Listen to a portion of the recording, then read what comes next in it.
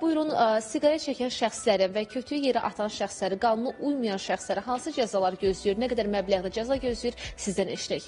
İnzibati Xətalar Məcəlləsinin 212-ci maddəsində qeyd olunmuşdur ki, tütün məmulatlarından istifadənin məhdudlaşdırılması haqqında Azərbaycan Respublikası qanunu ilə nəzərdə tutulmuş, qadağan olmuş yerlərdə tütün çəkilməsinə görə şəxslər 30 manat məbləğində cərimə edilir. Tütün çəkmək qadağandır yazısının və işarəsinin olmamasına görə müəssisə, idarə təşkilatlarda vəzifəli şəxslər 400 manat məbləğində, hüquqi şəxslər 1000 manat məbləğində cərimə olunur.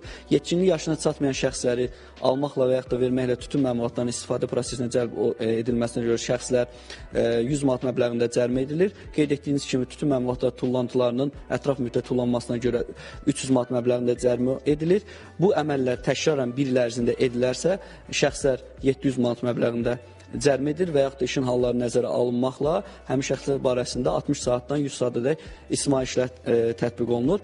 Vaqonlarda, yəni metropolitenda tütün çəkməyə görə şəxslər 50 manat məbləğində, dəniz və çay nəqliyyatında tütün çəkməyə görə 40 manat məbləğində, hava nəqliyyatında, yəni təyyarədə tütün çəkməyə görə isə şəxslər 500 manat məbləğində cərimə edilir. Təşəkkür edirəm informasiyaları biz və tamaşaçılarımızla paylaşdığınız üçün. Təbii ki, indiki